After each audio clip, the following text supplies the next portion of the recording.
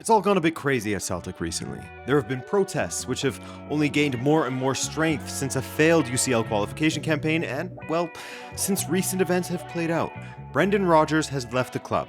The team is in jeopardy of falling way off of the leaders in the league if they don't sharpen up quickly, of which they'll have to do so with a manager that is returning after 20 years away from the club and 6 years of retirement. Like I said, it's all a bit crazy, and to help us break down what's gone on and why it's happened, I've brought along Transfermarkt's UK content manager and journalist for the Herald in Scotland, Ewan Booth Robertson. His links are below, and as always, if you're new to the channel, if you enjoy what you see, then consider subscribing. It's an easy way to help out the content production here at Rabona TV. Let's get into it, but before we can jump ahead to the present where we have these explosive statements and attacks, we gotta set the stage a little bit with some context by going back to Brendan Rodgers' departure from Celtic and his relationship with the club and supporters. Rodgers rebuilt his career in Scotland, winning everything that he could with Celtic before accepting the call to go back to the Premier League via Leicester City. Leicester were still juggling managers at the time, from Ranieri to Shakespeare to Puel, and finally landing on Rodgers. But they brought Rodgers back to the Premier League in February of 2019, to which Rodgers accepted, no doubt feeling he had the chance to rebuild his reputation after being sacked by Liverpool almost 4 full years prior. No doubt the decision to leave at this time made Celtic supporters angry for a multitude of reasons. The biggest one was probably because it came halfway through a season. They were very much still in a title race at that time with Rangers, and many viewed it as, you know, he's kind of left Celtic in the lurch, and he talked so much during his first spell in Glasgow about how he grew up being a Celtic fan, how the club meant so much to him, and many fans were, with some degree of legitimacy, very perplexed over Rodgers' decision to leave when there was still so much to play for. Another reason was probably because it was to Leicester City. Now, I know they had incredible success under Claudio Ranieri, famously winning the title, but to many Celtic fans, and I certainly believe this to be true, Celtic are a far bigger club than Leicester City. So it wasn't as if Brendan Rodgers was going, back to a top team in England like he'd previously managed at Liverpool. He wasn't going to a big European club. He was going to a club which, around the world just isn't of the same stature or magnitude of Celtic. So 4 years later, and Rodgers is making his return to Celtic after leaving Leicester by mutual consent in April of 2023. A terrible follow-up to a few solid seasons with the club, where they were perennially close to making it into the Champions League. He even oversaw 2 different Premier League campaigns where Leicester were in the top 4 for 33 and 36 of the 38 match days, only to fall into 5th on both occasions right at the end. However, he did win an FA Cup, and the following season is where things, they began to fall apart. Now, with Ange Postecoglou leaving Celtic at the end of the 22-23 season, Celtic went back to the future with Brendan Rodgers. Ange was a difficult man to follow up, not just because he won so many titles with Celtic, Rodgers did too. I mean, most Celtic managers do, right? But because of how Postecoglou identified with the club and how much both the squad and the supporters loved the man. There was a lot of Celtic fans who had ill feeling towards Brendan Rodgers when he came back, but ultimately, the proof is in the pudding, and if he's winning on the pitch and Celtic are delivering trophies, which Rodgers, unquestionably did against his across his 2 spells in Glasgow. I mean, he's one of, if not the most successful Celtic manager in history. If you look at the amount of trophies, obviously, Jock Stein famously won the European Cup, so how you view that is different. But I mean, his legacy, when this will all be over, will be very, very positive. But when he came back, there was definitely a few who didn't want him to come back, and many pointed to maybe the fact that his Celtic side was maybe stagnating a little bit before he left, and pointed to kind of similarities with Leicester City as well. So yeah, it was really mixed amongst the Celtic fans in terms of when Rodgers came back. But as Ewan said, ultimately, Rodgers is one of the most successful managers in Celtic's history when it comes to, winning almost every single trophy that he can. His record is massively impressive. It really is. But now it's a good time to jump ahead to the present, where there has been some unrest in the club. Certainly, you would have seen the scenes of Celtic losing that Champions League qualifying penalty shootout, falling right at the last, the final round against Kairat Almaty, way out east where Europe borders on China. Following the draw in Glasgow, Brendan Rodgers said that Celtic need to improve their squad, and during that match at Celtic Park, there were chances of sacking the board and a visibly irate atmosphere amongst supporters during and after the match. Following the loss in Almaty, you began seeing more and more protests, both online and before, during, and after Celtic matches. Calls for the board to be sacked following the massive failure not just to qualify, but the discontent began back during the Scottish Cup final at the end of last season, where Celtic lost to Aberdeen. And so over the summer, that was still lingering in the background. But the issue that Celtic fans had, and it was a fair issue, was that they didn't believe that the board had backed the manager or signed the players of a calibre of Celtic, or the amount of players they believed that Celtic should have signed in the summer. In the summer, some really key players, and they weren't really replaced. They didn't bring in the quality of player to be playing at Champions League level. What I will say about that is that Brendan Rodgers escaped a lot of criticism for Celtic's exit in the Champions League, irregardless of the fact that they didn't bring in the players the supporters wanted. Their squad should be easily getting past Kairat and getting into Champions League now. There's no doubt about that. Everyone loves a miracle in sport. Everyone loves the Cinderella story, the underdog story, unless you're on the other side of it, right? Which of course Celtic were in this case. And couple that with the tensions that had already built due to player recruitment over the summer, and that's why you had this beginning of heightened tensions between the club and the supporters, which only continued to grow and grow until, well, we got to the place where we're at now. Now, it's not as if you'll see Scottish clubs spending a ton of money on players. Celtic's record signing is Jota, whom they signed from Benfica for 16.2 million euros, according to Transfermarkt. Rangers spent big on Tor-André Flo back in 2000, spending 18 million euros, but the closest they've come to that in recent years was this summer, signing Chermiti from Everton for just 8.6 million euros. Celtic have spent over 10 million euros on 4 players since 2019. But Celtic are the anomaly. They are different, quite simply, from the other clubs in Scottish football because they've enjoyed such a monopoly of the league across the last decade and even beyond that. As of the end of the financial year, June 30th, 2025, Celtic has £77.3 million in the bank.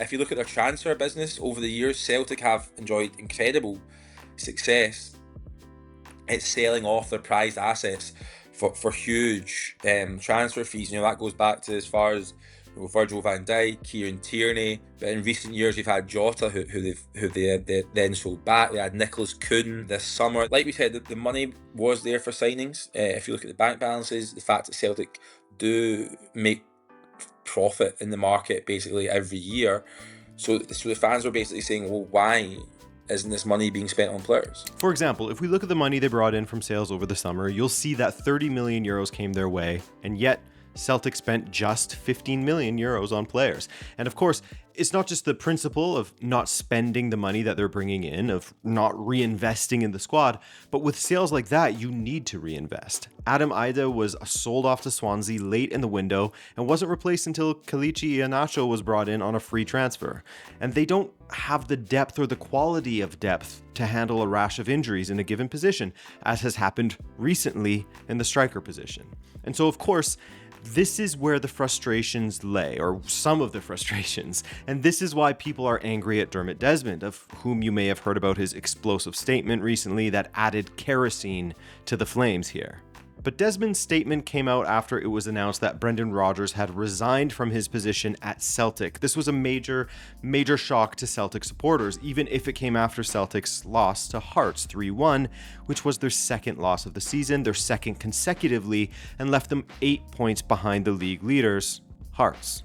By the way, for anyone who isn't aware, because I wasn't really until recently, Tony Bloom is now involved at Hearts, the same guy who built up Brighton and Union Saint-Gilloise, the team he brought from the second division to league champions in 7 years in Belgium. So watch this space, as Hearts could be the first winner of the Scottish Premiership that isn't Rangers or Celtic for 40 years now. This, of course, adds a further context to Celtic supporters' frustrations, as they fear that they could be left behind by a well-organized, fresh team like Hearts. I know it sounds rich for a team that's won as much as Celtic have, but when you get used to winning, you build up an expectation, and when the board isn't showing the same ambition and ability to stay winning despite having the most funds in the league, then they'll hear about it.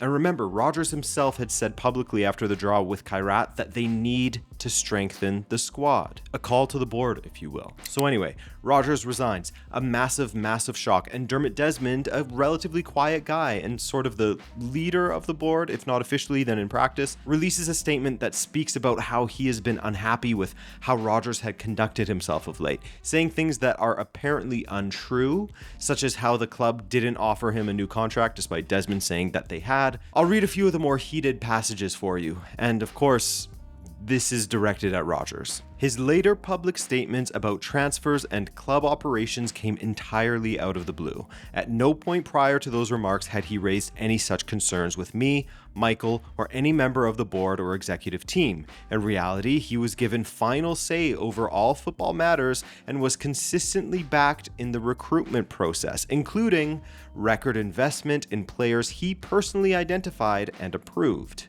Regrettably, his words and actions since then have been divisive, misleading, and self-serving. They have contributed to a toxic atmosphere around the club and fueled hostility towards members of the executive team and the board. Some of the abuse directed at them and at their families has been entirely unwarranted and unacceptable.